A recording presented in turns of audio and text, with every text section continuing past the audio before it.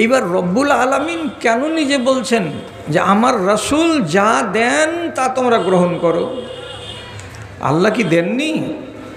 প্রথমে মনে রাখেন, আমাদের জীবন ধারণের জন্য যত বিধিবিধান আছে সবগুলো বিধিবিধান দাতা হলেন দুইজন। একজন হলেন আল্লাহ রব্বুল আলামিন সরাসরি কোরআনের মারফতে, আর একগুলো বিধান দাতা হলেন আল্লাহ রব্বুল আলামিনের নবী ওয়াহির মারফতে এবং নিজের ভাষাই। একটা হলো কোরআন আর একটা হলো হাদিস।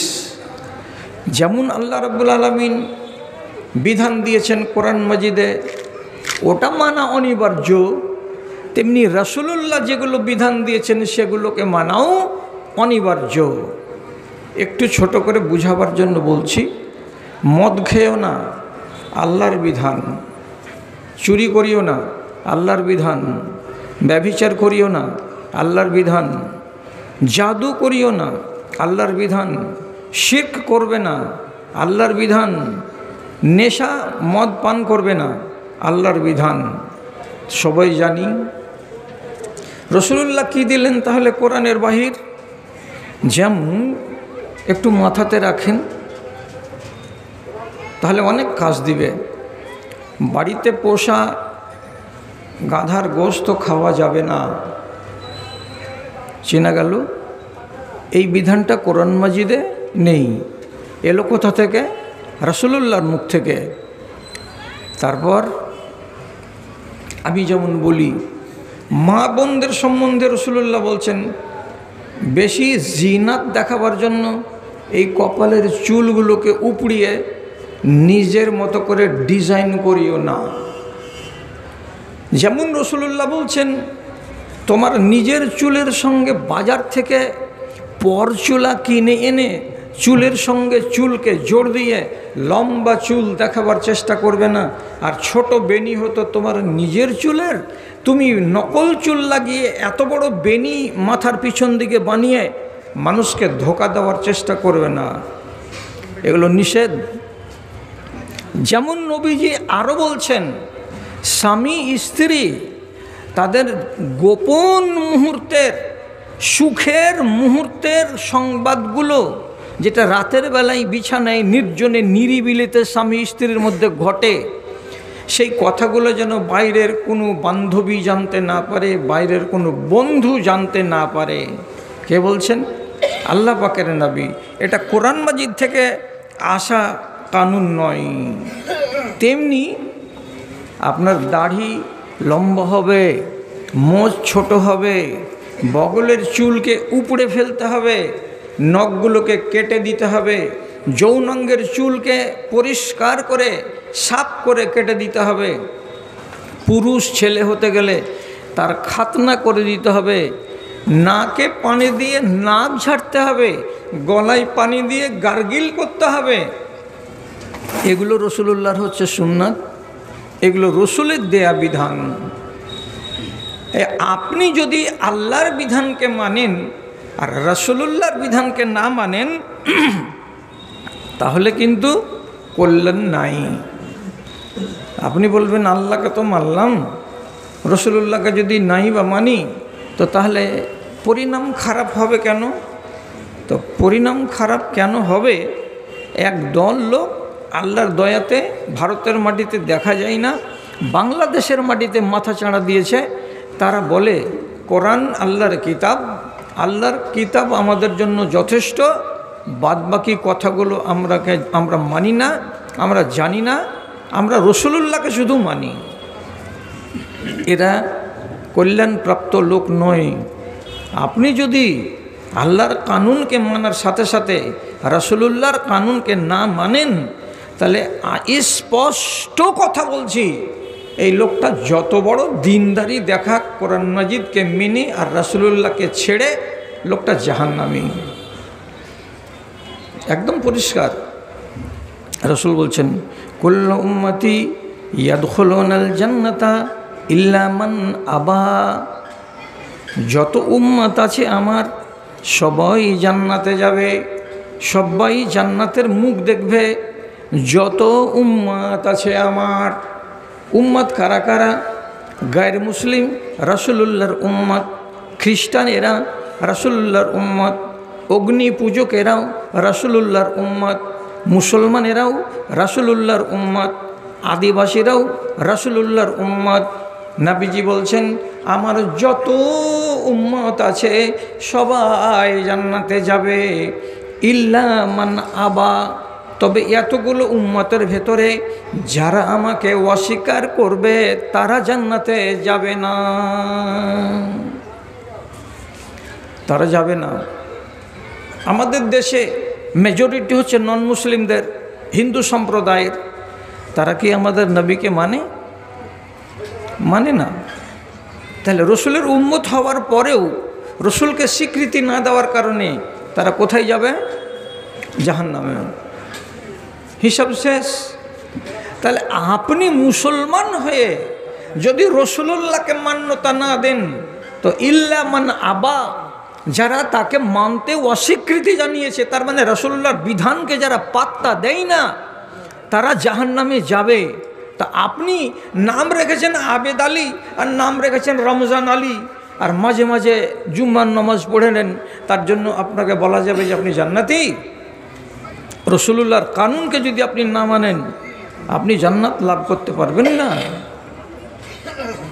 তো জিজ্ঞেস করা হলো, কারা আপনাকে অস্বীকার করে আল্লাহ রাসূল, যে তারা জাহান্নামী হবে? তো নবীজি বলছেন মান আতাআনি দাখালাল জান্নাতা, যারা আমার কথাগুলোকে পাই পাই করে মেনে নেবে, অক্ষরে অক্ষরে মেনে নেবে, তারা জান্নাতে প্রবেশ করবে। ওমান আসানি ফাদ আবা, যারা আমার নাফরমানি করলো, আমার কথাকে মানলো না, আমার নির্দেশকে নির্দেশ বলে গ্রাহ্য করলো না, তারা হলো নাফরমান, তারাই জাহান্নামী। তাহলে বুঝতে পারলাম যে রাসূলুল্লাহকে ছেড়ে দিয়ে কুল কিনারা নাই। আপনি যদি এটাকে এখন পর্যন্ত অন্তরে গাঁথতে না পারেন, তাহলে দুটো কথা শিখে রাখেন। যতটি ভাই এখানে আছেন আর আড়ালে যতটি মা আছেন, আপনারা এইখানে 3 কোয়ালিটির মানুষ আছেন। 3 কোয়ালিটি, লম্বা করতে পারছি না আমি, আমাকে অনেকটি কথা বলতে হবে। এক কোয়ালিটিকে বলা হয় মুসলিহিন, এক কোয়ালিটিকে বলা হয় মুমিনিন, আর একগুলো কোয়ালিটিকে বলা হয় মুসলমান, মুসলিমিন। মুসলমান কারা? জবাব কি দিবেন? এর জবাব আমি দিচ্ছি, আল্লাহকে মানে যারা, এরা কি মুসলমান। মুসলমান কারা? আল্লাহকে মানে যারা। মুসলমান হয়ে মরতে গেলে, বড় বড় আলেম আছেন স্টেজে, সকালে জিজ্ঞেস করবেন, মুসলমান হয়ে যদি মরেন, কোনো গ্যারেন্টি নাই যে আপনি প্রথম চান্সে জান্নাতে যাবেন, গ্যারেন্টি নাই। কেন নাই? মুসলমান কাকে বলে? যারা আল্লাহকে মানে। তো এখানে কে এমন লোক আছে যে আল্লাহকে মানে না? সবাই তো আল্লাহকে মানে, তো এটা তো মুসলমান। তাহলে মুমিন কারা? মুমিন কারা? তো সূক্ষ্ম তফাৎটাকে খেয়াল করবেন। মুমিন কারা? আল্লাহর কথা মানে যারা। মুসলমান কারা? আল্লাহকে মানে যারা। মুমিন কারা? আল্লাহর কথা মানে যারা। তফাৎ হলো না? হলো না? আপনাকে জিজ্ঞেস করলাম, আল্লাহকে বিশ্বাস করেন? জি করি। তাহলে তো আপনি মুসলমান। এবার আপনাকে যদি দ্বিতীয় নম্বর প্রশ্নে আমি চলে যাই, আপনি কোনো নেশা করেন কি? বলছেন না, ও তেমন কিছু খায় না, খালি কম্বু দিয়া পান টানগালা খায় মাঝে মাঝে। তো এটা তো নেশা। তো আল্লাহ রাব্বুল আলামিন যে নিষেধ করেছেন, তো আল্লাহর কথা মানা হলো কি? হলো না। তাহলে আপনাকে মুমিন বলা যাবে না। গা যেন গরম না হয় কথা শুনে। যখনই আপনার দ্বারাই আল্লাহর একটা কানুন লঙ্ঘিত হবে, তখন আপনার নাম মুমিন হয়ে থাকবে না। তাহলে মুমিনের পরিচয় কি? আল্লাহর কথা মানে যারা। মুসলমান কারা? আল্লাহকে মানে যারা। তাহলে এখন বর্তমান সমাজে যত লোক আছে, শতকরা 99.5টা, এরা সবাই তো আল্লাহকে মানে।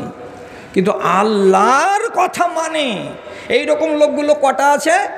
আল্লাহর কসম, রব্বুল আলামিন তুমি আমাকে মাপ দিও, বর্তমান জমানার লোকেদের দিকে দেখে বলছি, আব্দুল্লাহ বিন উমর রাদিয়াল্লাহু তাআলা আনহু আজ 1450 বছর আগে যেটা কথা বলেছেন সেটা একবারে লাইটের আলোর মতো উজ্জ্বল দেখতে পাচ্ছি। তিনি বলে দিয়েছেন সাফ করে, এবং হাদিসটা মওকুফ এবং সহিহ এটা হাদিস। তিনি কি বলেছেন? ইয়াতি আলান নাসে জামানুন ইয়াখরুজুনা মিন সালাতিহিম ওয়া লাইসা ফীহিম মুমিনুন। একটা সময় আসবে, সেই সময় দেখা যাবে বিশাল বড় মসজিদের ভেতর থেকে 50টা লোক ফজরের নামাজ পড়ে বের হলো। আপনি দেখবেন, আর দেখার পরে মনে মনে আনন্দিত হয়ে বলবেন সুবহানাল্লাহ, লোকগুলো বড্ড ইমানদার। এই জানুয়ারি মাসের, ফেব্রুয়ারি মাসের কনকনে শীতের দিনে জাড়কে উপেক্ষা করে তারা ফজরের নামাজে হাজিরি দিয়েছে, এরা হলো পাক্কা ইমানদার।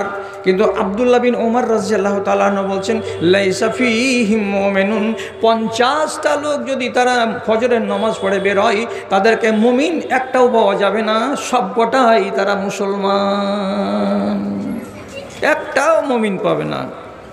কাকে বলে মুমিন? যারা সারাটা জিন্দেগিতে আল্লাহর কথাকে মনে, তারা মুমিন। এখন আপনি খুঁজেন, যদি আমাদের মসজিদে 40টাই নমাজি আজ সকালবেলায় বের হয়, তা আমি বা আর কোনো ভাই যদি দেখতে শুরু করেন আর মূল্যায়ন করেন, তো কি পাওয়া যাবে? 40টার ভেতরে কমসে কম 20টাকে পাওয়া যাবে কোনো না কোনো নেশাতে সে জড়িয়ে আছে। হয় তার পকেটে খৈনি আছে, না হয় তার পকেটে গুল আছে, আর না হয় তার পকেটে তিরাঙ্গা আছে, গুটখা আছে, আর শেখর আছে, আর অনেক কিছু আছে। আর না হয় এমন পাওয়া যাবে যে লোকটা অন্য নেশা পান করে, আর না হয় এমন পাওয়া যাবে যে লোকটা মেয়েকে সম্পত্তি না দিয়ে বেটাদের নামে লিখে দিয়েছে, আর না হয় এমন ছেলে পাওয়া যাবে যে লোকটা বিবাহের কালে শ্বশুরের কাছে কবুল করার আগেই 2.5 লক্ষ টাকা গুনে নিয়ে নিয়েছে। এই রকম দুর্নীতিতে 1 2 3 4 5 6 করে কোনো না কোনো দুর্নীতিতে মুসলমান জড়িয়ে গেছে, যার কারণে তার নামটা মুমিনের খাতায় নাই, এখন মুসলমানের খাতায় চলে এসেছে। আপনি বেঁচে দেখবেন, আমার কথার উপরে আপনি বসে থাকবেন কেন? হযরতে জিবরিল আলাইহিস সালাতু ওয়াস সালাম ফেরেশতা, উনি মানুষের রূপ নিয়ে এলেন, আর নবীজির সামনাসামনি হাঁটুতে হাঁটু লাগিয়ে বসে উনি জিজ্ঞেস করে বলছেন, একবার বললেন ইসলাম কাকে বলে? তো রাসূলুল্লাহ বলছেন 5টা কথা বললেন, শাহাদাত লা ইলাহা পড়ো, নামাজ পড়ো, রোজা রাখো, হজ করো, যাকাত দাও, হয়ে গেল। এটির নাম কি? এটা ইসলাম। এবার জিজ্ঞেস করে বলছেন আখবিরনি আনিল ঈমান, ঈমান কাকে বলে?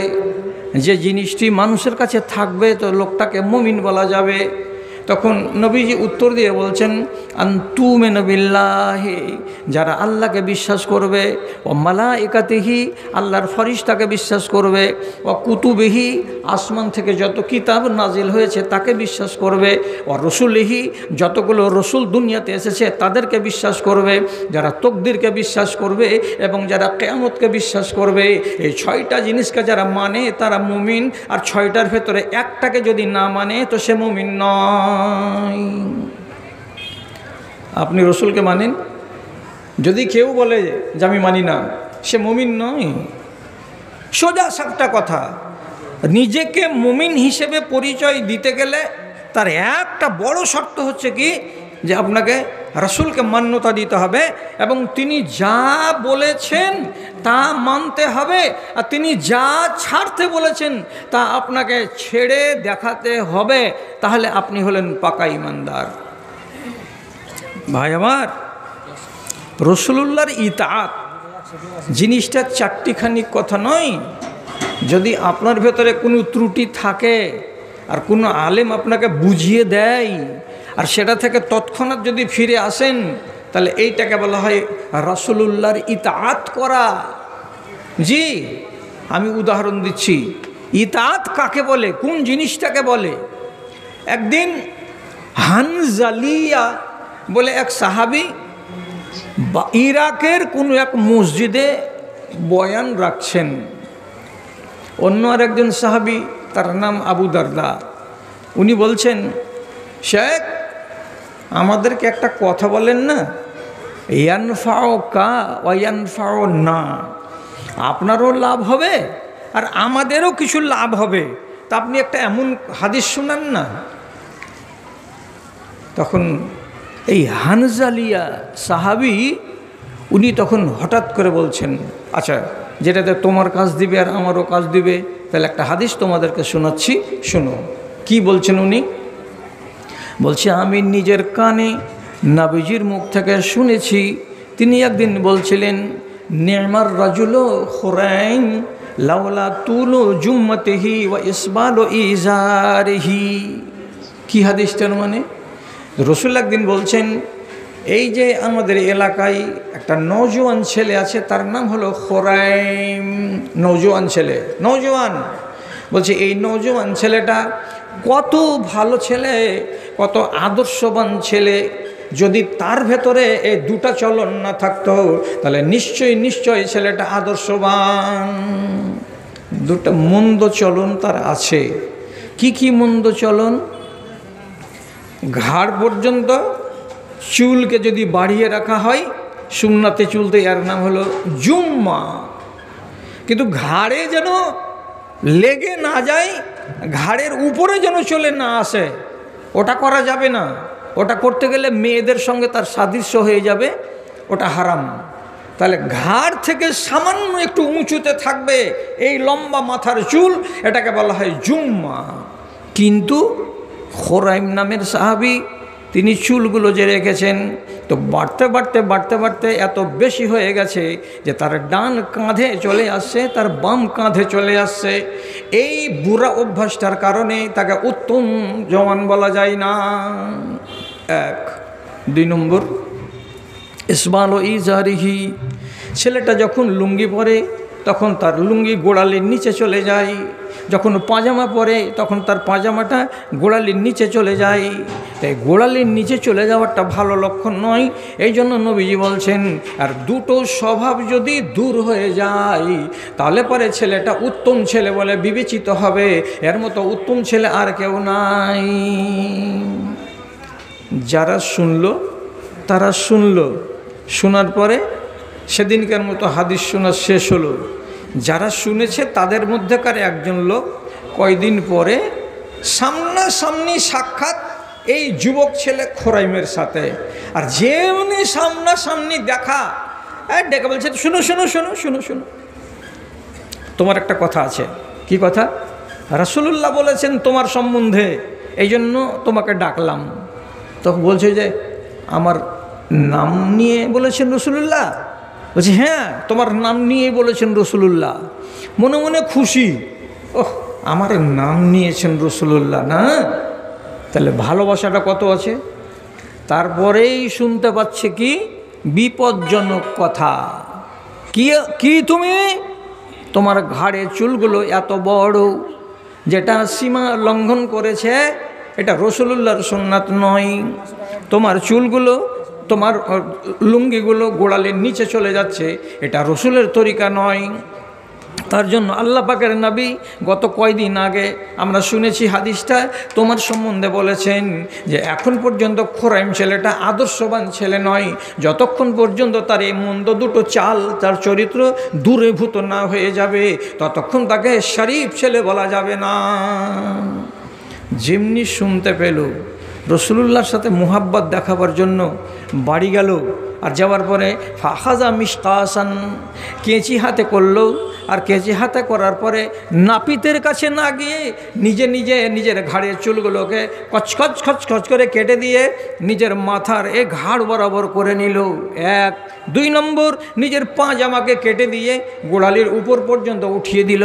আর ওয়াদা করে নিল, আজ থেকে আমার লুঙ্গি জীবনে কোনো দিন গোড়ালির নিচে যাবে না। এই বলে যখন 2টা ভুলকে সংশোধন করে নিল, সাথে সাথে নিজেই নিজের সার্টিফিকেট দিয়ে বলছে, আমি কত ভালো ছেলে, আমি কত ভালো ছেলে। রাসূলুল্লাহ আমার ত্রুটি দেখতে পেয়েছেন, আমাকে সংশোধন করার জন্য ইন্ডিকেট করেছেন। আর আমি রসুলের কথাকে সাথে সাথে মুহাব্বতের সাথে মেনে নিলাম। যখনই মেনে নিয়েছি তখন আমি রসুলের গোলাম। এখন আপনার ভেতরে যদি কোনো দোষ থাকে, আর কোনো আলেম যদি সারিয়ে দিতে চাই, আর আপনি যদি সঙ্গে সঙ্গে সেটাকে গ্রহণ না করতে পারেন বা সময় চেয়ে নেন, তাহলে আপনি কি ফরমাবরদার হতে পারলেন রাসূলুল্লাহর? পারলেন না। এখন কোনো একটা মানুষকে যদি জিজ্ঞেস করি, ভাই আপনি বিড়ি খাওয়া কয়দিনে শিখেছেন? একদিনে কি? না, 15-20 দিনই, 1 মাস লেগেছে। তো বিড়ি খাওয়া শিখতে যদি ধীরে ধীরে ধীরে ধীরে শেখা যায়, তো ওই কাজটাকে যদি ধীরে ধীরে ধীরে ধীরে ছাড়ি, তো ছাড়া যাবে কি না?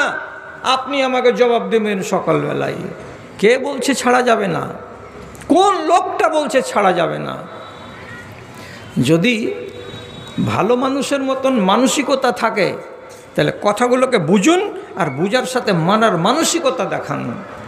জি, রাসূলুল্লাহর যুগে প্রথম দিকে বাড়িতে বাড়িতে বাথরুম ছিল না। সমস্ত মেয়ে ছেলে মিলে, আমাদের দেশে যেমন একটা যুগ গত হয়ে গেছে যে মাগরিব পরেই অন্ধকার নামলেই টোলার মেয়ে ছেলেরা 3-4 করে মিলে জুলে ময়দানের দিকে যেত নিজের দরকার পূরণ করার জন্য, যেহেতু বাড়িতে তখন বাথরুম কাউরি ছিল না। এখন তো বাথরুম হয়ে গেছে, আর অভ্যাস কি হয়েছে মানুষের। আগে নিয়ম ছিল বাড়িতে খাও, বাঁশতলাতে ঝাড়া ফিরো। এখন হয়ে গেল বাইরে খাও, যত পারবা চাউমিন খাও, আর ঘুগনি খাও, আর রোল খাও, আর এগ রোল খাও, আর ঝাড়া ফিরো তো বাড়িতে এসে ফিরো। একবারে উল্টা। আগে মানুষ গেটে রাখতো একটা দারোয়ান বেটা ছেলেকে বাড়ি জোগাবে বলে, এখন দারোয়ানকে গেট আউট করে দিয়েছে, এখন রেখেছে কুকুরকে গেটম্যান। অথচ আগে কুকুরকে পিটিয়ে হাঁকিয়েছে মানুষ। যুগ বদলে গেছে না?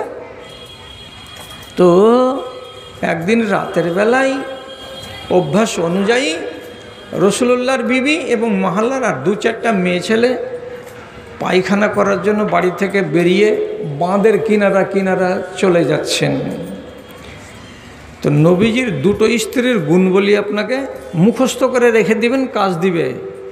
9টা বিবির ভেতরে সাইজে সব থেকে যেটা ছোট বিবি, তার নাম হলো সাফিয়া। আর যেই বিবিটা রাসূলুল্লাহর সবচাইতে হাইটে উঁচা, এর মতো উঁচু বিবি আর কোনোটাই ছিল না, তার নাম হলো সাউদা বিনতে জামআ।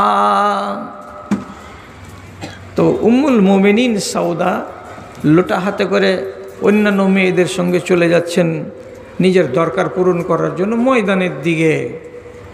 হযরত উমর দেখে নিলেন, নিয়ে রাতের টাইমেই অন্ধকারেই উনি বলছেন, আরেফ তোকা ইয়া সৌদা, হে সৌদা, আমার ও মা, সারা দুনিয়ার মুসলমানদের মা, আমি তোমাকে চিনে নিয়েছি, তুমি হলে সৌদা, রাসূলুল্লাহর বাড়িওয়ালি। এই যে উঁচা লম্বা তাড়াঙ্গা মানুষ, তোমার মতো আর কেউ নাই। তুমি এখন মাঠের দিকে যাচ্ছ হাজাত পূর্ণ করার জন্য, আমি তোমাকে চিনে নিয়েছি, তুমি সৌদা। লজ্জা লাগলো, ছি, চিনে নিল যে আমি নবীর বিবি, আর রাতের বেলায় যাচ্ছিলাম, তবুও নিজেকে বাঁচাতে পারলাম না। বাড়ি গিয়ে খবর দিলেন, রাসূলুল্লাহ এই ব্যাপার, হযরত উমর এই কথা বললেন।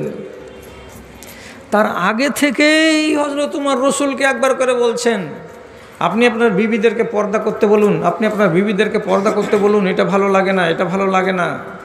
সেদিনকার ঘটনার পরে সকালবেলাতে কোরআনের মাজিদের আয়াত নাজিল হলো, কি বলে, ইয়া আইয়ুহান নাবিয়্যু কুল লিআজওয়াজিকা ওয়া বানাতিকা ওয়া নিসাইল মুমিনিন। হে নবী, আপনি আপনার বিবিদেরকে বলে দিন, আপনার মেয়েদেরকে বলে দিন, আর মুমিনিনদের যত মেয়ে আছে বেটি আছে সকলকে বলে দিন। কি বলে দিব? ইউদনিনা মিন জালাবিবিহিন্না আলা জুয়ুবিহিন্না, তারা যেন এত একটা লম্বা কাপড় ব্যবহার করে যাতে কাপড়টা তাদের বুকের সামনে ঝুলে থাকে আর তাদের মুখটা ঢাকা থাকে, তাদেরকে যেন চেনা না যায়, চিনতে যেন না পারা যায়, এই রকম করে তাদেরকে কাপড় ঝুলাতে হবে মাথা থেকে নিয়ে সিনা পর্যন্ত। আপনি আদেশ করে দেন সমস্ত লোককে। আয়াত নাজিল হয়ে গেল। সকালবেলায় যখন আয়াত নাজিল হলো, মসজিদে নববীতে বহু মেয়ে ছিলেন সেই দিন, বহু স্ত্রীলোক মজুদ ছিলেন সেই দিন।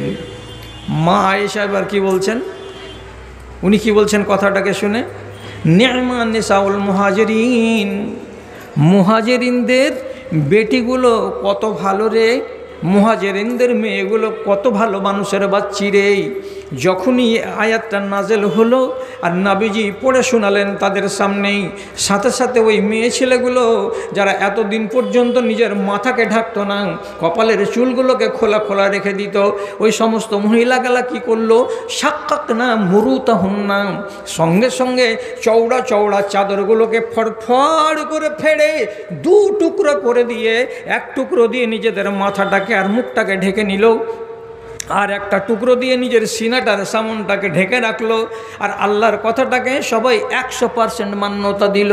কেন যে আজকেই আদেশ এসেছে আসমান থেকে যে তোমরা আর খালি মাথায় থাকতে পারবে না, তোমাদের মুখ আর ফাঁকা থাকবে না, খোলা থাকবে না। এই আদেশটাকে তারা এত সুন্দর করে মেনে নিয়েছে, এদের মতো ভালো মানুষের বেটি আর দুনিয়াতে কেউ নাই। রসুলের মাধ্যমে আয়াতটা এলো, তাড়াতাড়ি এরা মেনে দেখিয়ে দিতে পারলো। এখন আপনাকে জিজ্ঞেস করি, মা তো আমারও এখনও আল্লাহর দয়াতে বেঁচে আছেন, আপনাদেরও মা আছে, আমার 6টা বোন আছে আল্লাহর দয়াতে। তাহলে আমি সবারই সম্মান রক্ষা করে বলছি, আমার দেশে যতগুলো মা আর খালা আর বেটি আর ভাতিজিগুলো আছে, এরা কি রসুলুল্লাহর কথার প্রতি সম্মান জ্ঞাপন করে? যদি বলেন হ্যাঁ করে, তাহলে একটা কথা কি আপনি পৌঁছে দিবেন আপনার বাড়িতে?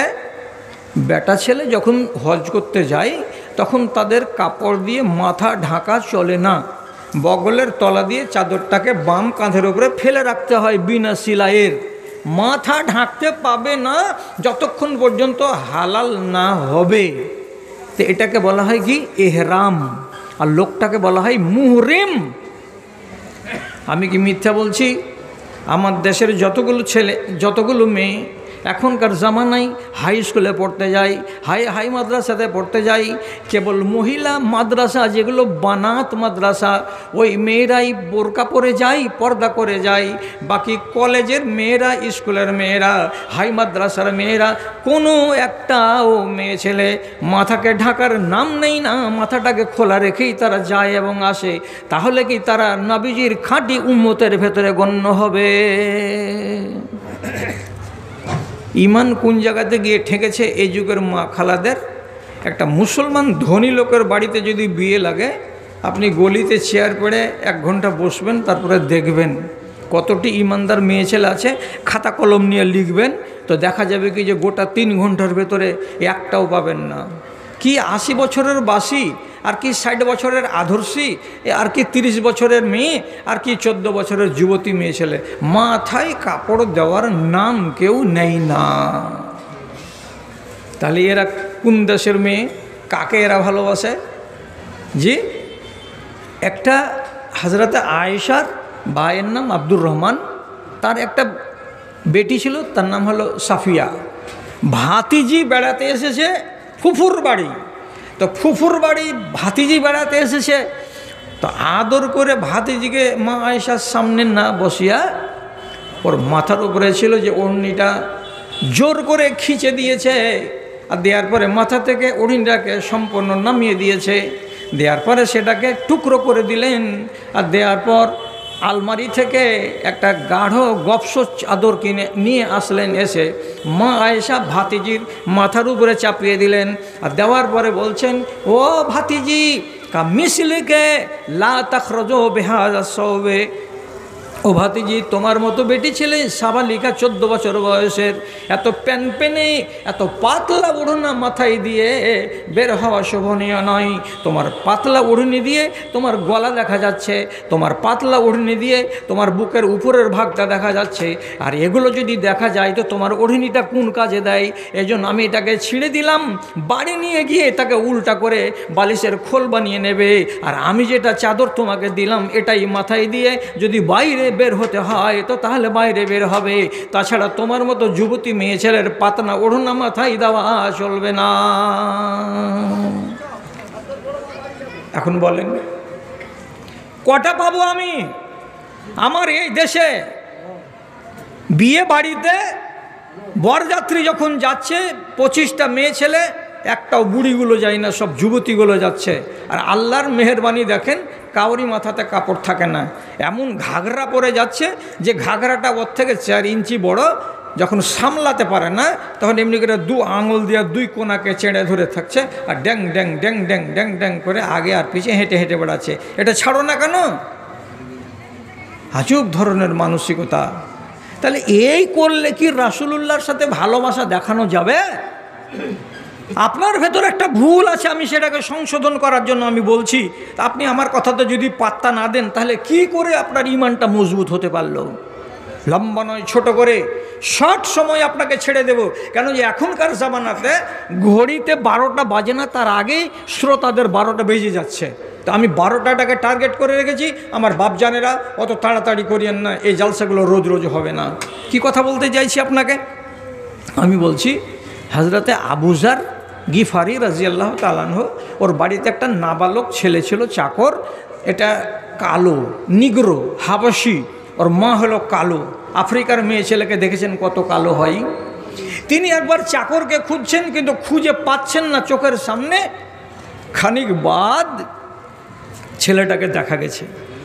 তখনই আবু যার গিফারি রাদিয়াল্লাহু তাআলা আনহু একটু জানের খেদে ছেলেটাকে ডেকে বলছেন, আইনা কুনতা ইবনা সৌদা, এতক্ষণ কোথায় ছিলি রে? কালিয়া, কালো বেটি ছেলের পেটের বাচ্চা। ওই কালি মেয়ে ছেলের পেটের ছেলে কালা, কালো। কোথায় ছিলি এতক্ষণ? তোকে আমি খুঁজে কেন পাচ্ছিলাম না। যদি শুধু ওকে বলতো এই কালো কোথায় গেছিলি, তো এটা একটা কথা। কিন্তু তিনি বলছেনটা কি? কালো মেয়ে ছেলের পেটের ছেলে কালো, কোথায় ছিলি তুই? তার মানে কি ওর মাকে টেনে কথা বলা হয়েছে, লজ্জাজনক কথা।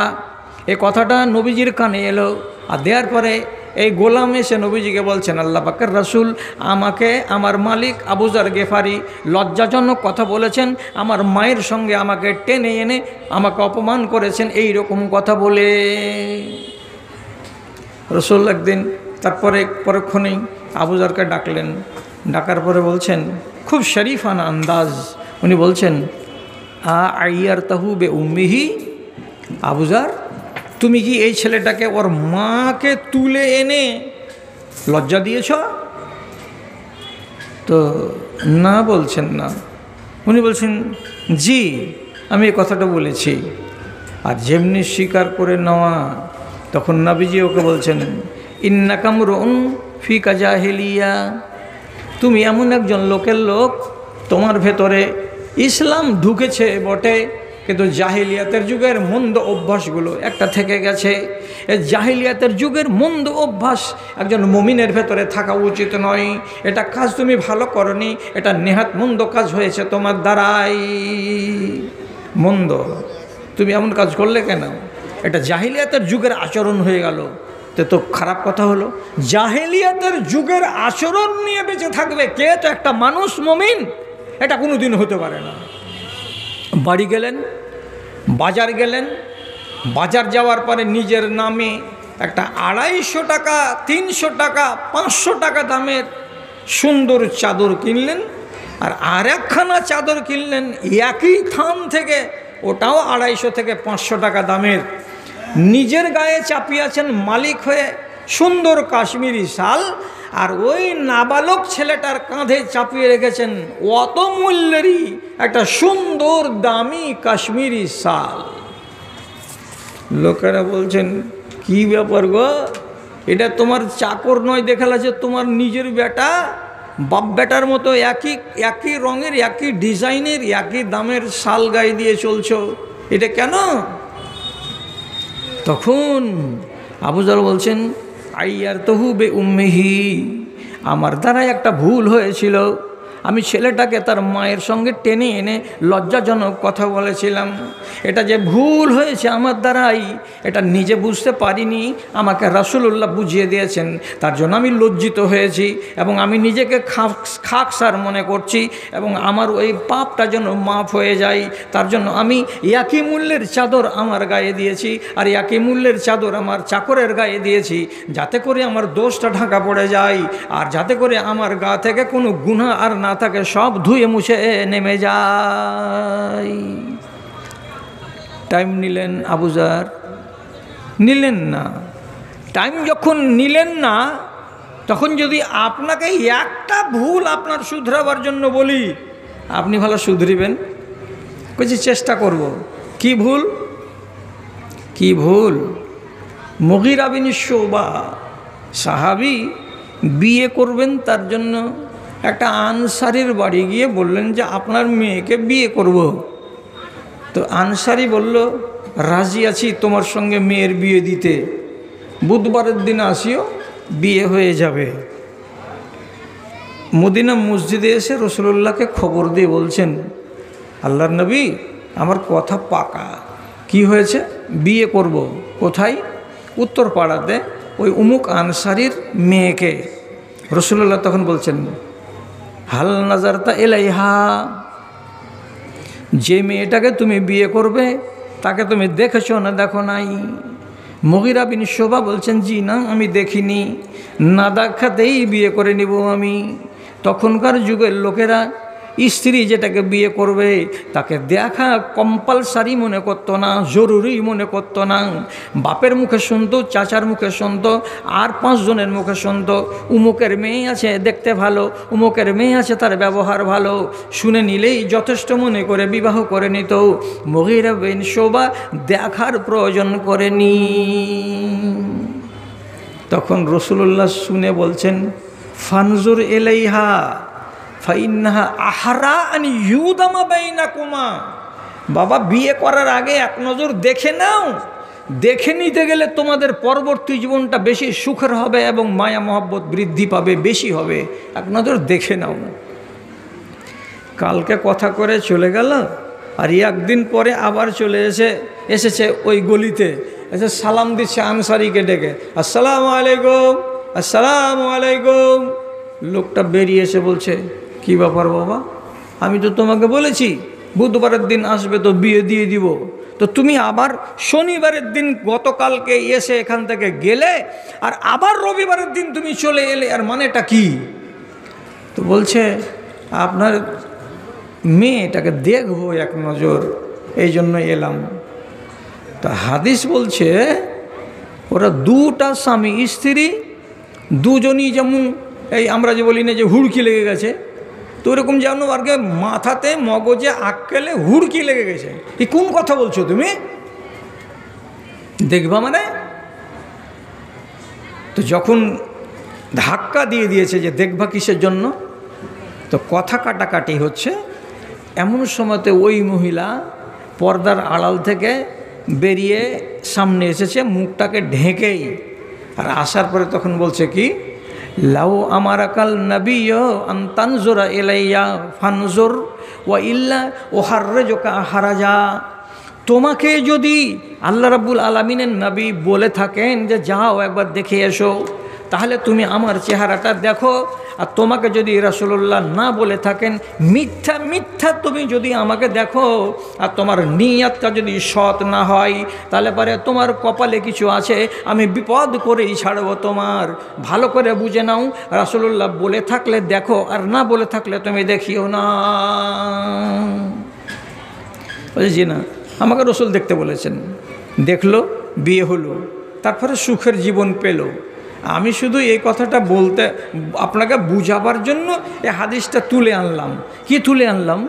যে মুগীরা বিন শুবা বিবাহ যে করতে গেলেন, আপনাকে জবাব দিতেই হবে এখানে বসে বসে। রাসূলুল্লাহর কথা শুনে উনি যে নিজের হব স্ত্রীকে দেখতে গেলেন, কয়জন লোককে নিয়ে গেলেন? কথা বলেন, কয়জন লোককে নিয়ে গেলেন? কাউকে নিয়ে গেছিলেন কি? না, কাউকে নিয়ে যাননি, উনি একাই গেছেন। যে বিয়ে করবে সে নিজে যাবে একাই, আর যাওয়ার পরে সে বিয়েটা নিজের বউটাকে পছন্দ করে আসবে অথবা অপছন্দ করে আসবে। এটা হলো ইসলামের নীতি। এখন আপনার অভ্যাস কি আছে? বিয়ের যদি শুধু কথা হয় তো এখান থেকে আপনি যাবেন 12টা লোক প্রথম দিন খাড়গ্রাম, কী জন্য যেছে যে বউ দেখতে যাচ্ছি। এই 7 বাপ বেটা মিলে একটা মেয়েকে দেখতে যাওয়ার মানেটা কি? কেউ হাতি দেখার মতন করে একজন ট্যাং দেখবে, একজন পা দেখবে, আর একজন চুল দেখবে, আর একজন হাত দেখবে, একজন পিঠ দেখবে। এক একটা লোক কি এক একটা অঙ্গকে ওই মহিলার দেখতে যাবে? কেন যাবে একটা লোক আর 9টা লোক? আপনি এই কথাগুলোকে শোনার পরে আগামীকাল থেকে নিজেকে শুধরাতে পারবেন যে বেটা তুমি একাই যাও, দেখে এসো, আমরা যাব না। আপনি রাগ করিয়েন না। এই আলেমগুলোকে সাক্ষী করে আমি বলছি, আল্লাহ না করে এমন ঘটনা ঘটে, বাপকে পর্যন্ত নিয়ে যেতে পাওয়া যাবে না। আপনি বললেন ধে এইলা তোমরা ওয়াজ করছো নাকি? বাপ গেল তো কী হলো? আচ্ছা গেল তো কী হলো? বাপ কটা বিবাহ করতে পাবে? 4টা। এখন কটা আছে? ওই যে একটা। বউ দেখতে গেল বাপ বেটা, আর দেখার পরে বউটাকে দেখে বাপের মন ভিজে গেল, খুব ভালো লাগলো দেখতে। এখন বাড়ি এসে যদি বলে বহু কেমন রে,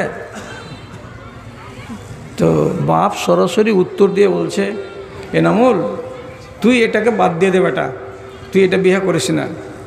কী হবে তাহলে? বলছে এটাকে আমি বিয়ে করব। বাপ যদি পছন্দ করে বিয়ে করতে যায় তো ওকে বিয়ে করা মানা আছে? মানা নাই।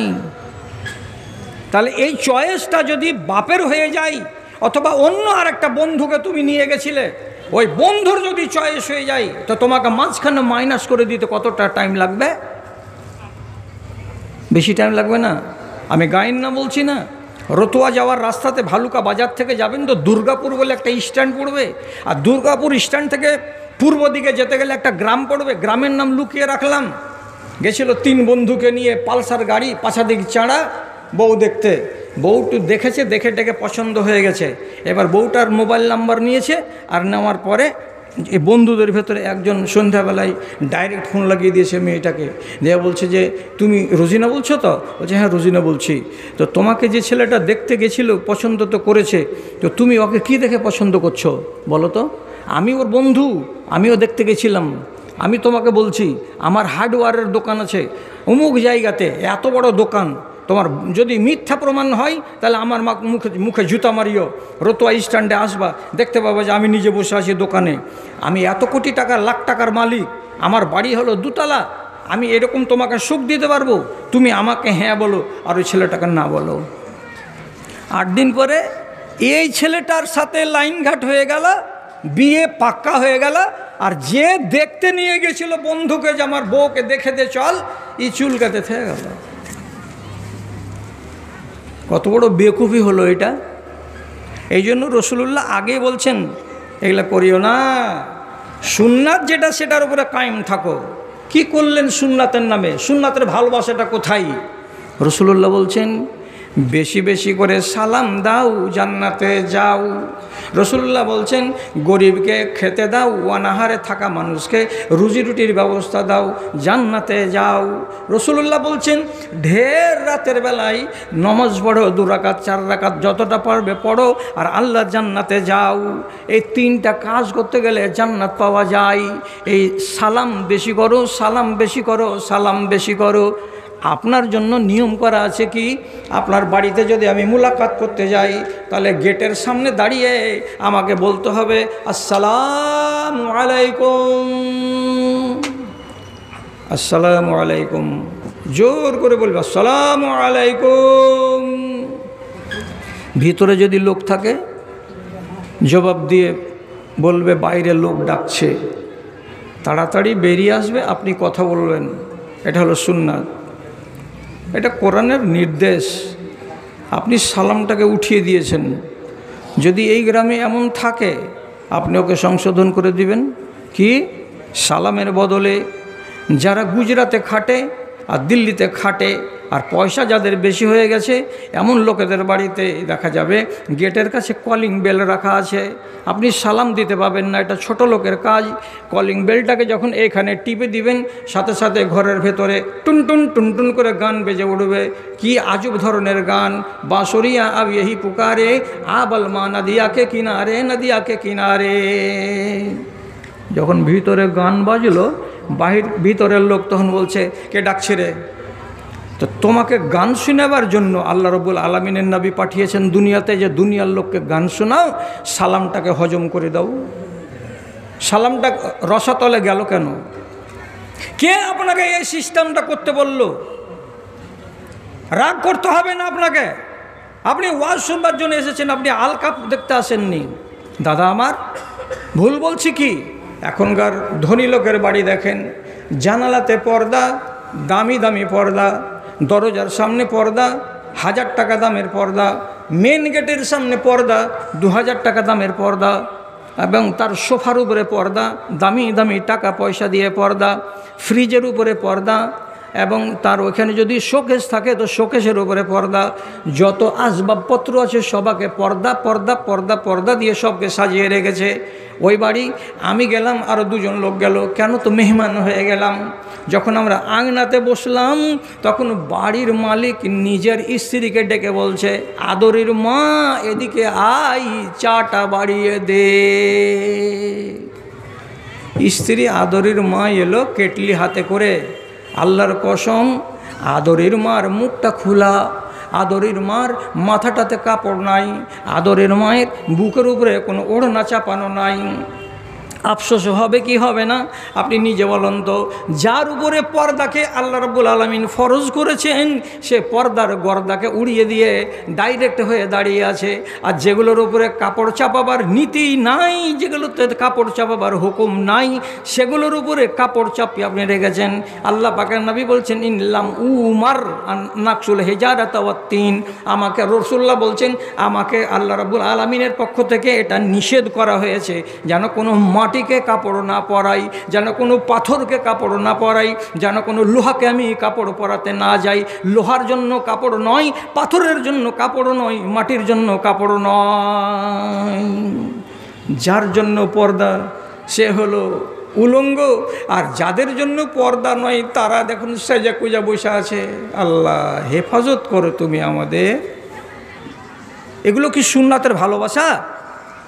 যদি আল্লাহ তাআলা আপনাদের উপরে রহম করে তো একটা কথা শুধু বলে দিচ্ছি আপনাকে, যে 2টো রিওয়ায়েত আছে, একটা দুর্বল আর যেটা আমি বলছি এটা সহি। একটা সাহাবী, তার নাম হলো মাকাল বিন ইয়াসার, ধনী মানুষ, বেড়াতে গেছেন নিজের জমি জামাকা দেখতে দূর এলাকায়। তো ওই এলাকাতে কিছু চাষি লোক যারা ঘর গৃহস্থালি করে ওনার জমির পাশে পাশে, তো তারাও জমা হয়েছে যে এই দেখেন আমাদের প্রতিবেশী ধনী লোকটা মাকাল বিন ইয়াসার আমাদের এলাকাতে এসেছেন ফসল দেখতে, জমি দেখতে এবং নিজের হিসাব কিতাব মিলাতে। দুপুরের টাইম, খানা খাওয়ার টাইম হয়েছে, খানা নিয়ে বসেছেন। খানা খেতে খেতে একটা রুটির টুকরা এমনি করে সুরবাতে ডুবিয়েছেন, আর ডুবাবার পরে মুখে তুলে ধরবেন এমন সময় হাত থেকে লোকমাটা খসে জমিনে পড়ে গেল। জমিনে যেমনি পড়ে যাওয়া, মাকাল বিন ইয়াসার সাথে সাথে জমিনে পড়ে যাওয়া লোকমাটাকে তুলে নিলেন। আর তুলে নেওয়ার পরে ওর গায়ে যেগুলো ধুলো লেগেছিল, বালি লেগেছিল, সেগুলোকে একটু একটু একটু একটু করে পরিষ্কার করে দিলেন। আর পরিষ্কার করে দেওয়ার পরে ওই লোকমাটাকে আবার মুখে পুরে দিলেন, আর মুখে পুরে দিয়ে খাওয়া শেষ করে দিলেন। এটাকে আর ফেলে তিনি দিলেন না। যখন পড়ে যাওয়া লোকমাকে উনি তুলে খেয়ে নিলেন, ফায়াতাগামাজুন আদ-দাহাকিন, ডানে বামে যতগুলো কৃষক ছিল, চাষারা ছিল, তারা তখন একজন আরেকজনকে চিমটি কেটে কেটে বলছে, কী ব্যাপার? হ্যাঁ, এত ধনী লোক, এত পয়সাওয়ালা লোক, একটা লোকমা পড়ে গেল, আর বাসনে অনেক খাবার আছে, এই খাবারগুলো খেলে তো যথেষ্ট, তো ওই পড়ে যাওয়া লোকমাটাকেও একবারে উঠিয়ে নিল। এটা কেমন স্বভাব লাগছে দেখে। তো একজন আরেকজনকে এমনি করে চিমটি কাটছে, একজন আরেকজনকে ইশারা করে টিটকারি মারছে যে পড়ে যাওয়া লোকমা কি আর কেউ খায়? তো কথাটা একজন খবর দিয়ে দিল কাকে? মাক্কাল বিন ইয়াসারকে কানে কানে, যে জনাব আপনার এই আচরণটা দেখে এই কৃষকগুলো, চাষিগুলো টোন কাটাকাটি করছে, এরা ঠাট্টা করছে, এটাকে বড় লোককে বলে, হাত থেকে পড়ে যাওয়া লোকমাকে তুলে খেয়ে নিল, এটা তো ঠিক করলো না।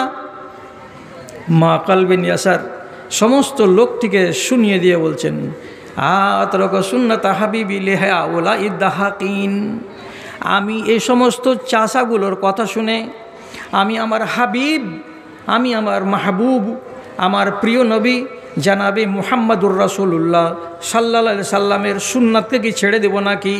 আমার কাছে আমার নবীর সুন্নাত হলো অধিক প্রিয়।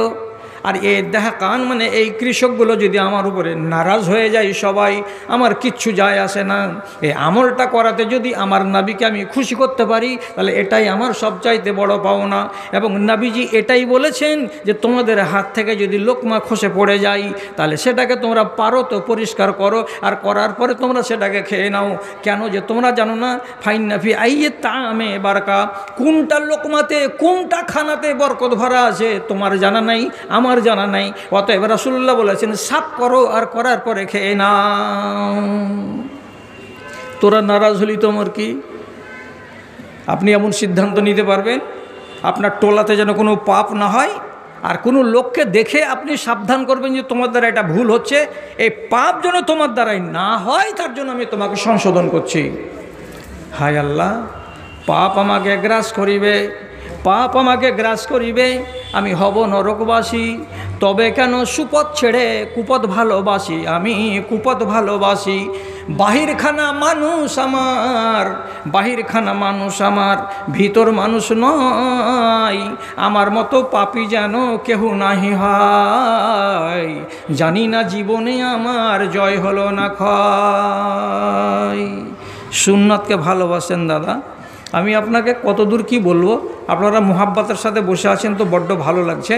10 জন লোক রাসূলুল্লাহ পাঠিয়েছিলেন সাহাবী জাসুসি করার জন্য মক্কার দিকে। একটা জায়গার নাম হলো ওসফান। ওসফানের কাছে যখন ওনারা পৌঁছিলেন, তখন চারিদিক থেকে 200 জন তীরান্দাজ যাদের হাতে ধনুক আছে তাদেরকে ঘিরে নিল। আর নেওয়ার পরে বলছে সারেন্ডার হও, আর না হলে তীর চলবে। সাহাবীরা সারেন্ডার হলেন না, তীর চালিয়ে চালিয়ে 7 জনকে মার্ডার করে দিল। 3 জন বাকি থাকলো। 3 জনকে এরা বলল তোমাদেরকে মারব না, কথা দিচ্ছি, পাহাড় থেকে নিচে নেমে এসো। এরা তখন আল্লাহর উপরে ভরসা করে নিচে নেমে এলো। 3 জন যখন নিচে নেমে এলো, তখন এরা নিজেদের ধনুকের সুতাকে খুলে উল্টা করে হাতগুলোকে বেঁধে দিল। আর দেওয়ার পরে বাড়ির দিকে নিয়ে যাচ্ছে। তো নিয়ে যেতে গিয়ে একটা লোক তার ভিতরে বলে বসলো, হাজা আউয়ালু গাদারিন গোদেরা ফিল ইসলাম। এই লোকগুলো চরম বিশ্বাসঘাতকতা করলো আমাদের সাথে, যে আমাদেরকে তারা বাঁধবে না, অথচ তারা আমাদেরকে বেঁধে দিল। এই রাগে ওকে মেরে দিল। বাঁচলো কটা? 2টা। 2 জনকে মক্কার বাজারে বিক্রি করে দিল, গোলাম। যা, জিন্দেগির মতো তোরা গোলাম হয়ে গেলি, স্বাধীন মানুষ। এদের ভেতরে একটা লোক ছিল, তার নাম খুবাইব। একে কিনে নিল কে?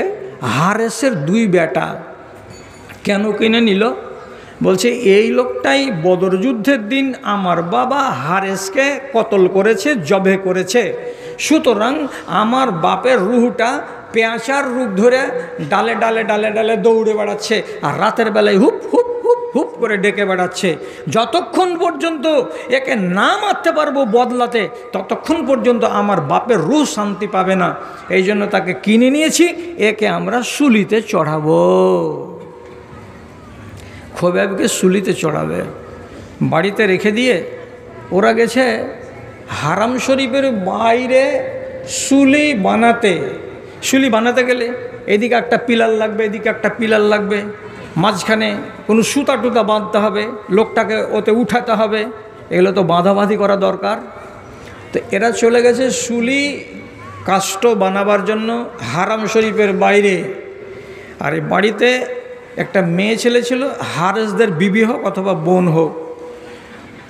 ওকে তখন খোবাইব বলছে, দিদি একটা নাই, বেলেট নাই, একটা খুর পাওয়া যাবে না বাড়িতে, খুর দিবে না?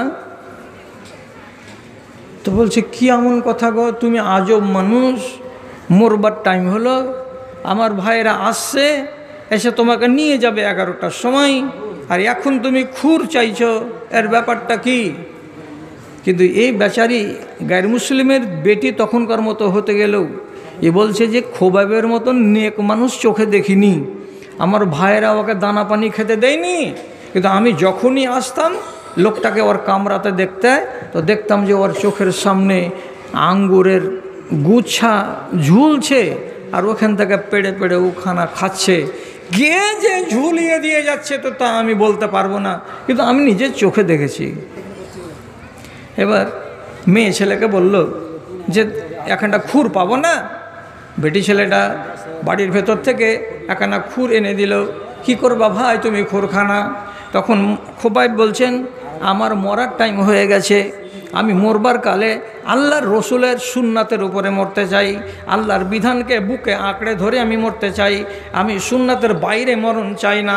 তো কি হয়েছে, তো যেখানে যেখানে খুর ব্যবহার করতে হয় সেই জায়গার চুলগুলো বড় বড় হয়ে আছে, তো আমি যদি চুলগুলোকে বড় বড় রেখে দিয়ে মরি তাহলে আমি রসুলের সুন্নাতের উল্টো করে আমি মারা গেলাম।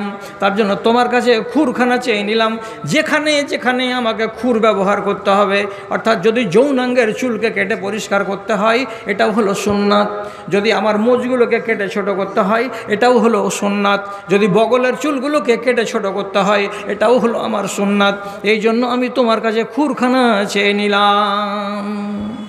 মরবার আগে ব্লেড বা খুর ব্যবহার করে মোচকে ছোট করে যৌনাঙ্গের চুলকে পরিষ্কার করে তিনি একজন সুন্নাতের প্রেমিক হয়ে বাইরে চলে গেলেন, তাদের সাথে শুলিতে ঝুলে গেলেন। শুলিতে ঝুলার কালে তিনি 2 রাকাত নমাজ পড়েছিলেন, আর নমাজ পড়ার পরে গলাতে ফাঁস লাগা অবস্থাতে তিনি একটা দোয়া পড়েছিলেন। কথাটার দিকে খেয়াল করবেন, ইমান কালাগুলোকে আপনি টালি করবেন আর মিলাবেন। তিনি দোয়া কি বলছেন, আল্লাহুম্মা হাসিহিম আদাদা ওয়াক্তুলহুম বাদাদা ওয়ালা তাবকি আদান ফিল আরজি আবাদা।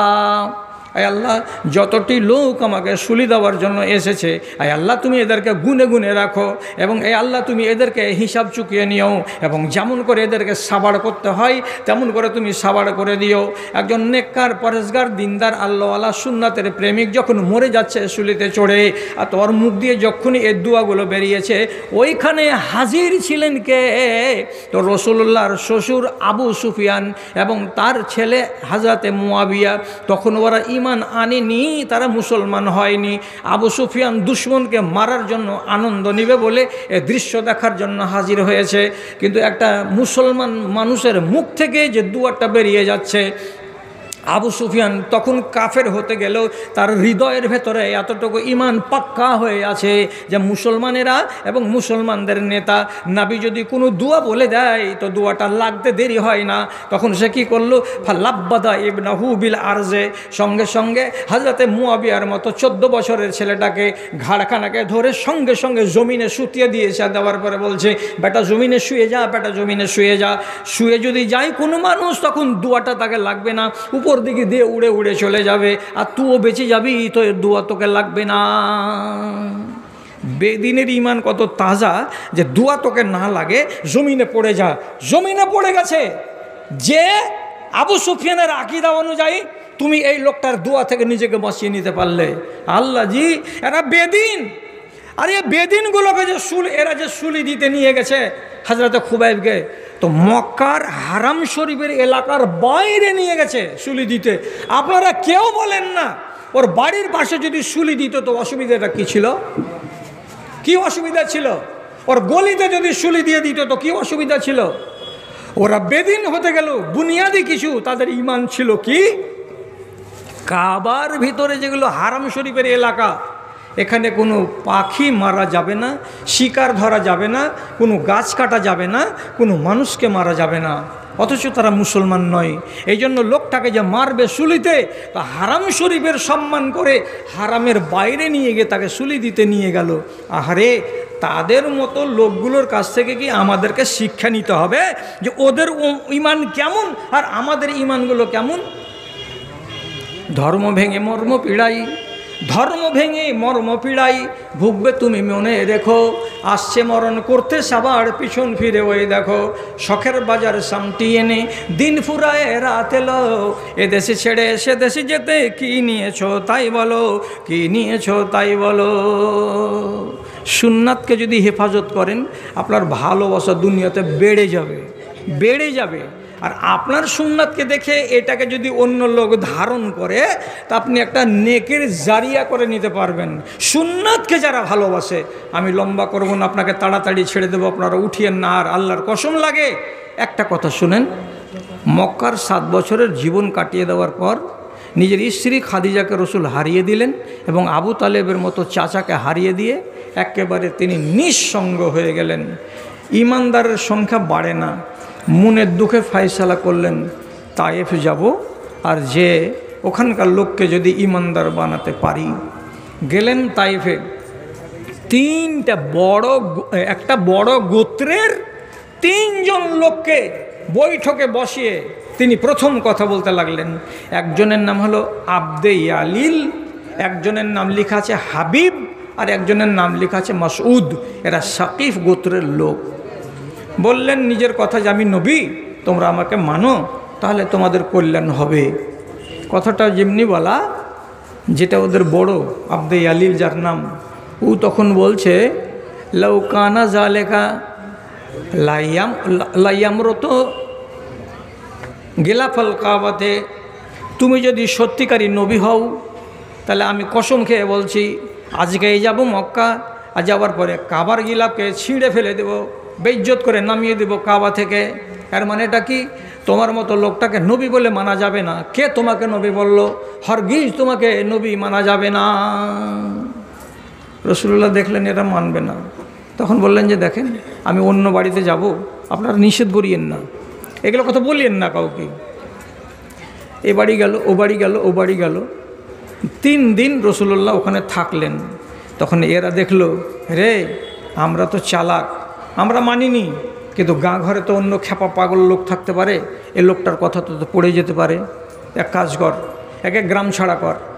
তো গ্রাম ছাড়া করতে হবে। তো গ্রাম ছাড়া করতে গেলে কি করতে হবে? আব্দে ইয়ালিল নিজের হাতে পাথর উঠিয়ে আর 20-30 জন ছেলেকে পিছন দিকে এনে একদম হুররা দিয়ে দিল, দিয়ে বলছে মার একে, লাগা পাথর, চালা পাথর, পাথর মেরে মেরে মেরে মেরে ওকে দেশ থেকে বিতাড়িত করে দে, গ্রাম থেকে বিতাড়িত করে দে। রাসূলুল্লাহর উপরে পাথর পড়তে লাগলো। কতটি পাথর পড়লো বলতে পারবো না, কিন্তু এইটুকু পাওয়া যাচ্ছে হাদিসের ভিতরে, জারাবু হজারবান হাত্তা আদমৌহ, এত করে মেরেছিল তারা।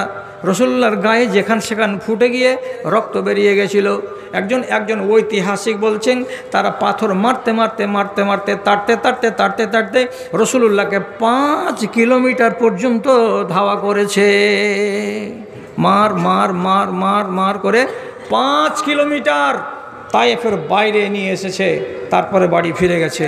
রাসূলুল্লাহ সাল্লাল্লাহু আলাইহি সাল্লাম বিধ্বস্ত এবং মার খেয়েছেন, যন্ত্রণা আছে শরীরে, সাথে আছে গোলাম। উনি একটা বাগানে গিয়ে বসলেন। বাগানটা কার? মক্কার মালিকের, নাম ওতবা আর শাইবা। এরাও রসুলের দুশমন, কিন্তু এরা দুজন দূর থেকে দেখে বলছে নিজের চাকরকে, রে কিছুই হোক মানুষ কিনা, মারও খেয়েছে আর বিধ্বস্ত হয়েছে, আর যেখান সেখান দিয়ে রক্তও ঝরছে, তো লোকটার পেটে জ্বালা আছে রে। মানুষ যদি পেটে খাবার খায় তো জ্বালা অনেক কমে যায়, আর মানুষ যদি ঘুমিয়ে যায় তাহলে অনেক জ্বালা কমে যায়। তো লোকটাকে খেতে দে, তো রে দুটা দানা তো কিছু খাক, কমসে কম ব্যথাগুলো তো কমবে। তো এই দেশে ফের কি আছে, কোনো খালা যদি রাগ করে স্বামীটার উপরে, তো সারা রাত খাবে না, আরে 14 আনার বেটি, না খেয়ে থাকলে তো, পেটে খিদা থাকলে তো আরও যন্ত্রণা বাড়বে, দুশ্চিন্তা বাড়বে। খেয়ে নিতে গেলে পেট শান্তি তো জগৎ শান্তি, তারপরে স্বামীর সাথে সোলা সমঝোতা হবে নেই না হবে পরে দেখা যাবে। রসুলুল্লাহর কাছে এতটি আঙ্গুর দিয়ে পাঠাচ্ছে, ওদের চাকরকে দিয়ে, আর দিয়ে বলছে যা তো ওই লোকটাকে দেগা, ওরা দুজন বসে বসে খাবে তো মনটা হালকা হবে। চাকরটা কিন্তু খ্রিস্টান, মনে রাখবেন, চাকরটা খ্রিস্টান। এবার ওর কাছে গেল, আর যাওয়ার পরে আঙ্গুরটিকে রাখলো, আর রাখার পরে বলছে এ আরবি, খেজুরটি খাও, আঙ্গুরটি খাও, খাও খাও খাও, শরীরে শক্তি পাবে, খাও। তো রসুলুল্লাহ দেখলেন আমার পেটে জ্বালা আছে, তো আমি খাই।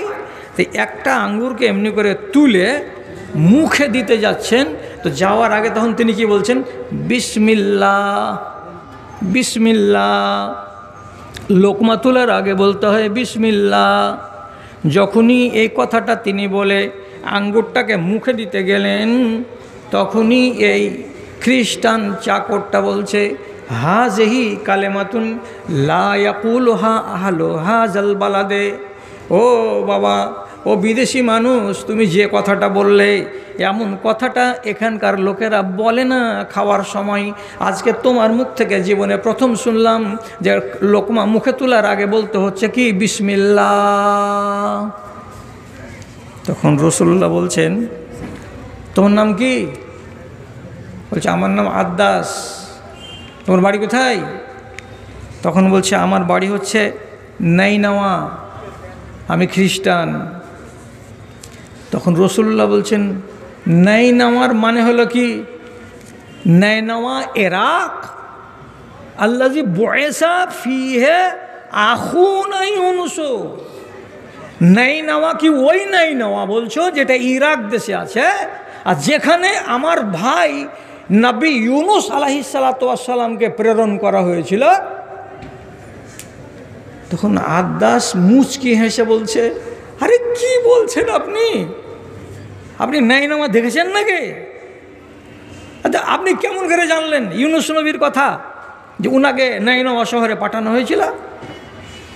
তখন আল্লাহ পাকের নবী বলছেন ইন্নাহু কানা নাবিয়ান ওয়া ইন্নী নাবিয়ুন। ওই ইউনুস আলাইহিস সালাতু ওয়াস সালাম তিনি হলেন আমার ভাই সম্পর্কে, যেহেতু তিনি ছিলেন একজন নবী, আমি যেমন একজন নবী, একজন নবী আর একজন নবীর হাল জানে। তো তিনি যেমন নবী ছিলেন নাইনাওয়া লোকের জন্য, তেমনি আমি হলাম নবী এই আরবের লোকেদের জন্য এবং সারা দুনিয়ার মুসলমানের জন্য। আমাকে আরবের মাটিতে আল্লাহ তাআলা পাঠিয়েছেন। যখনই কথাটা শোনা এই আদ্দাস বলছে আল্লাহ রে, এর মতো লোকটাকে একবারও মিথ্যা বলা যাবে না, যে লোকটা আমাদের নবী ইউনুসকে চিনতে পারছে এবং আমার শহরকে চিনতে পারছে। আর এই লোকটা যদি নবী না হলো তো কেমন করে চিনতে পারলো? আর এই লোকটা যে নবী তার লক্ষণ হলো এই, একটা নতুন কথা বলছে কি বিসমিল্লাহ, আল্লাহর নাম নিয়ে শুরু করছি। এর বিশ্বাস আছে আল্লাহর উপরে, লাতের উপরে বিশ্বাস নাই, হোবলের উপরে বিশ্বাস নাই, মাটির খোদার উপরে বিশ্বাস নাই। তাহলে এটা সত্য নবীর নবী। তমনি সে কী করলো? ফাআকাব্বা আলাইহি ওয়া ক্বালা আশহাদু আন লা ইলাহা ইল্লাল্লাহ।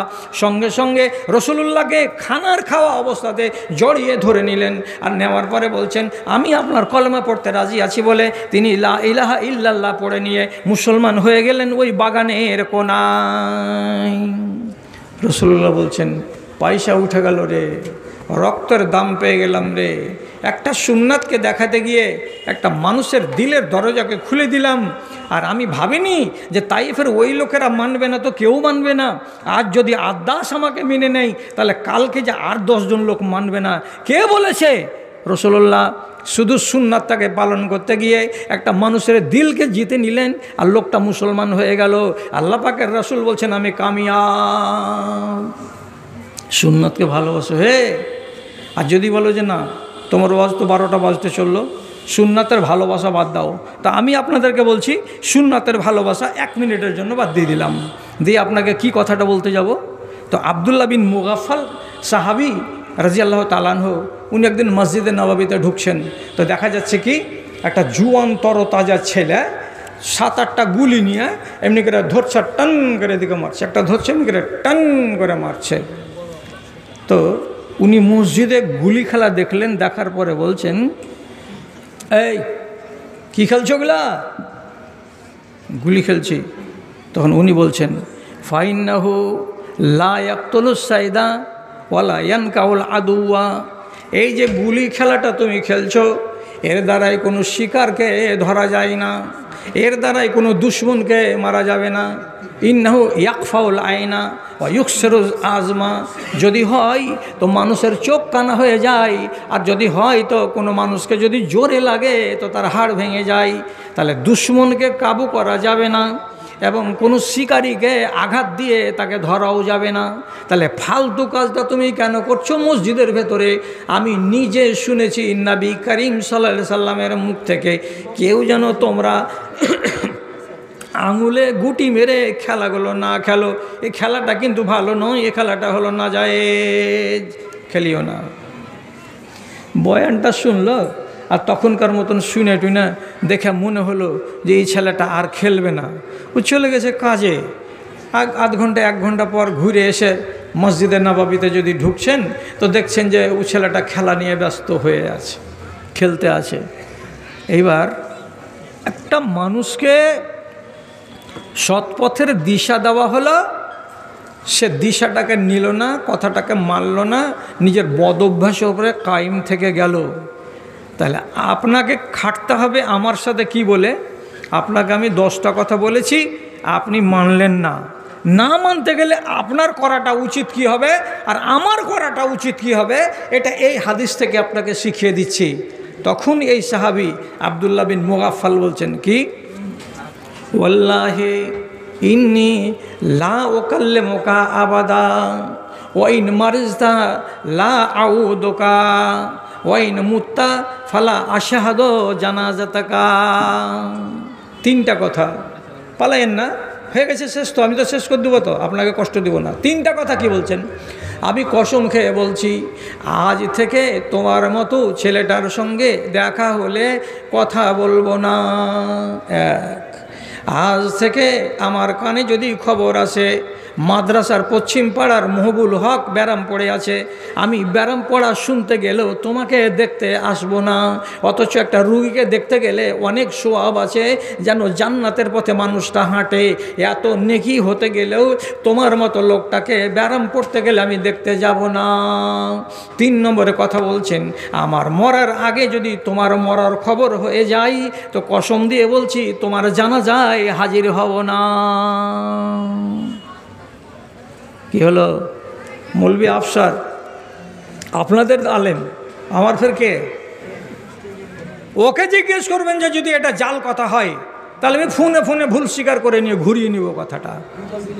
একেবারে সহি হাদিস আপনাকে বলছি, আপনি যদি মন্দ কথাকে জেনে নেওয়ার পর যদি দূরে সরে না আসেন তাহলে কোনো আলেম আপনার জানাজাতে যেন না যায়।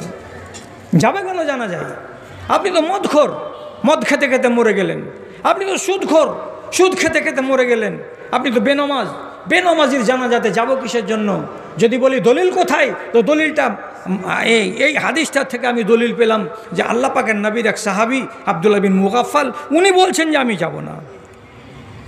জি, তাহলে হুজ্জতিটা কিসের? কবে মানবেন? বয়স তো অনেক হয়ে গেল। আচ্ছা, বলছে মৌলভী সাহেব এটা কড়া হয়ে গেল, তো কড়া যদি হয়ে যায় একটা নরমগুলো বলছি। নরমটা কি? যা আর রাজুলুন এলা নবী সাল্লাল্লাহু আলাইহি সাল্লাম বাদা ইয়াকুলু মাহু। আল্লাহ রাব্বুল আলামিনের নবী বসে আছেন নিজের জায়গায়, খানা হাজির হয়েছে, এমন সময় দূর থেকে দেহাত থেকে একটা লোক এলো। রাসূলুল্লাহ বলছেন আমার সাথে বসে যাও এবং আমার সাথে খানা খাও, তুমি হলে আমার মেহমান। খানা যদি খেতে আরম্ভ করেছে তো বিসমিল্লাহ বাঁ হাতে, বিসমিল্লাহ বাঁ হাতে, খেজুর ফাটছে 2 হাতে আর লোকমাটা ভরছে বাঁ হাতে, লোকমাটা ভরছে বাঁ হাতে। বাঁ হাতে কে খায়? কে খায় জি? ফাইন্না শয়তান ইয়াকুলু বিশিমালিহি, শয়তান বাম হাতে খায়। আর একটা মুসলমান নামাজ পড়া লোক সে যদি বাম হাতে খায় তো শয়তানের ভয় হয় না? হয় না? আপনি নিজে চিন্তা করুন। রাসূলুল্লাহ তখন লোকটার দিকে মেহমান সম্মানের ভাষা বলে বলছেন কুল বেয়ামিনেকা, তুমি তোমার ডান হাত দিয়ে খাও, বাম হাত দিয়ে কেন খাচ্ছ রে ভাই? তো লোকটা তখন আমার মনে হয় শেরশাবাদ বংশেরই লোক ছিল না কি, যে আল্লাহ জানি না, এত কেন হ্যাংঠার, এত কেন কড়া। ও জবাব দিয়ে বলছে, লা আস্তাতিও, বাম হাতেই খাচ্ছি, এ হাতেই খাবো, ডান হাতে খেতে পারবো না। খেতে দাও তো ভালো, না খেতে দাও তাও ভালো, ডান হাতে খাবো না, বাম হাতেই খাবো। তো বলছে লা আস্তাতিও, আমি ডান হাতে খেতে পারবো না। তো ডান হাতখান ভালো আছে তো খেতে পারবে না। ও যদি বলে যে ডান হাতে অসুখ আছে, আল্লাহ রসুল আমার ডান হাত ব্যথা করে, আমি উঠাতে পারি না, তাহলে তো ওজুর আছে, হ্যাঁ। আর ডান হাত ভালো আছে স্বাভাবিক, আর বলছে আমি খাবো না, ডান হাতে খেতে পারবো না। রসুল্লাহ হাতের দিকে দেখলেন, আর দেখার পরে সাথে সাথে বলেছেন, তুমি আল্লাহর একটা বিধানকে অগ্রাহ্য করো, তুমি আল্লাহর আমার একটা সুন্নাতকে বুড়ো আঙুল দেখাও, তাহলে তোমাকে কেরামতিটা দেখিয়ে দিচ্ছে। এবার কি ফাইন্নাকা আল্লাহ তাস্তাতিও, তুমি যখন বলছো যে আমি খেতে পারবো না, তখন আমি নবী বলছি তুমি খেতে পারবে না, তুমি খেতে পারবে না। এই কথাটা বলে দিলেন, দিয়ে ছেড়ে দিলেন। এই খ্যাপা তো বুঝতে পারলো না যে কথাটার মানে কি। বাড়ি যাওয়ার পরে কোনো এক সময় খানা খেতে যদি বসেছে, ডান হাতের লোকমা ধরে যদি মুখের দিকে আনছে, তো হাতখানা 8 ইঞ্চি দূরে থেকে যাচ্ছে, মুখ পর্যন্ত যায় না। ফাইন্নাহু লা ইয়াবলুগু ইলা ফাহু, ডাহিন হাতখানাকে আর মুখ পর্যন্ত আনতে পারছে না। যতদিন বেঁচে থাকলো ডান হাতখানাকে নিজের মুখ পর্যন্ত নিয়ে যেতে পারলো না। আর মানেটা কি, আল্লাহ পাকের নবীর একটা কানুনকে, একটা সুন্নাতকে বুড়ো আঙুল দেখিয়েছিল, হুজ্জতি করেছিল। এই জন্য রসুল্লাহ তাকে দোয়া দিয়েছিলেন, কি বলে, বদদোয়া, যে তোমার হাতখানা মুখ পর্যন্ত যাবে না। আর এটাই ঘটে গেল, যতদিন বাঁচল ততদিন ডান হাতখানাকে মুখ পর্যন্ত নিয়ে যেতে পারল না। আপনি এবার বলেন, কতটি সুন্নাতকে পায়ে মারেন? পালিয়ে তো যাবেন, পালাইবার ওয়াজ করে দিচ্ছে এবার 5 মিনিটে আপনি পালিয়ে যাবেন। সেটা কি? মাওলানা আফসারকে জিজ্ঞেস করবেন। রসুল্লাহর বেটির বিয়ে হয়েছে মসজিদে নববীতে, বরযাত্রী কয়টা? আবু বকর সিদ্দিক, হযরত ওমর ফারুক এবং রসুলুল্লাহর মামু সাদ বিন আবি ওয়াক্কাস এবং রসুলুল্লাহর একটা গোলাম। আর ওই মজলিসে কে ছিলেন? তো হযরত আলী রাদিয়াল্লাহু তাআলা আনহু এবং আল্লাহ পাকের নবী। সবটিকে মিলিয়ে একটা হলো মেয়ের বাবা আর একটা হলো জামাই। দুটাকে বাদ দিতে গেলে মজলিসে 4টা লোক আছে। মসজিদে নববীতে আল্লাহ পাকের নবী মোহরের উল্লেখ না করেই নিজের বেটি ফাতেমা, জান্নাতি মহিলাদের সর্দার, বিয়ে পড়িয়ে দিলেন। একবারে বিয়ে পাক্কা হয়ে গেল। 4টা লোক, 80 বরযাত্রী, বিয়ে হয়ে গেল। মেয়েটা কেমন? জান্নাতি মহিলাদের সর্দার। ঠিক আছে, একটা হাদিস। আর 2 নম্বর হাদিস, রাবিয়া আসলামী, একটা সাহাবী, তিনি বলছেন, রসুল একদিন তাকে বলছেন, রাবিয়া 22 বছর বয়সের তরো তাজা নওজওয়ান, দেখতে কত সুন্দর, চাঁদের মতো চেহারা, বিয়ে করবা আগে করবা না? তখন রাবিয়া বলছে, আপনার খিদমতের চাইতে ভালো কাজ আর কিছু নেই রসুল, বিয়ে টিয়ে বলিয়েন না তো। একদিন গেল, 2 দিন পরে আবার রসুল বলছেন, রাবিয়া আলা তাতাজাওয়াজু, বিবাহ করবে না? তখন রাবিয়া 2য় দিন বলছে, আল্লাহ রসুল, বিয়ে যে করব তা আমার মতো গরিবকে কে বেটি দেবে? আমার তো বাড়ি নাই, আমার তো ঘর নাই, আমার তো জমি জমা নাই, আমি মসজিদে নববীর এক কোণে পড়ে পড়ে দিন কাটাই আর আপনার খেদমত করি, আমার মতো নিহাত্তাকে কে বেটি দেবে? তখন রসুল্লাহ বলছেন, তুমি বিয়ে করবে কি না বলো? বলছে, হ্যাঁ, যদি কেউ বেটি দেয় তো বিয়ে করব। রসুল বলছেন, চলে যাও উত্তরপাড়ার মাদ্রাসা থেকে 1 কিলোমিটার দূরে উমুক আনসারের বাড়িতে যাও, আর যে আমার সালামটা দাও, আর সালাম দেওয়ার পরে বলো রসুলুল্লাহ পাঠালেন, আপনার বেটির সাথে আমার বিয়ে দিয়ে দেন। কত সোজা গো! গেল একদম সহি হাদিস বলছে, আল্লাহর কসম খেয়ে বলছি রে, জোকারি কোনো কথা নয়, আলকাপের কোনো কথা নয়, একেবারে সহি মুসলিম শরীফের হাদিস।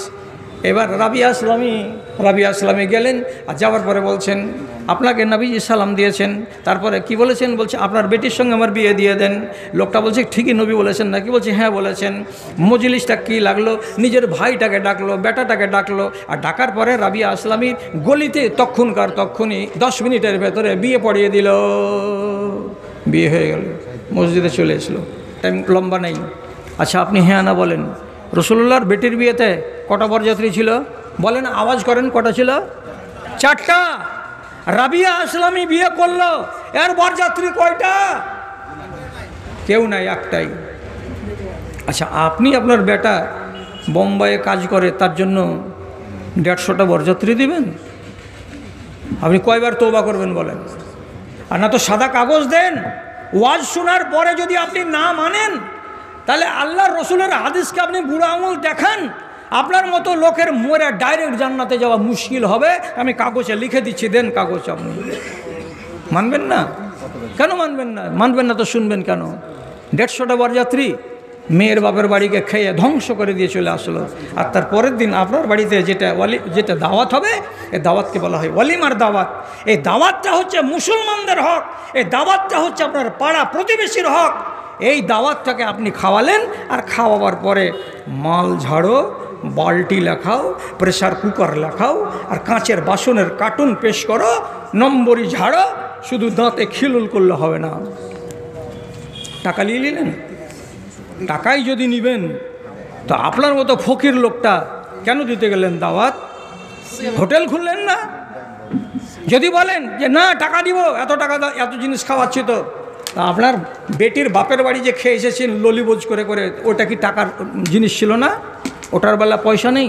হ্যাঁ, আপনি টাকা নিয়ে নিলেন। এটা কেন দেওয়া হয়? রাসূলুল্লাহ বলছেন মুমিনদের দোয়া পাওয়ার জন্য।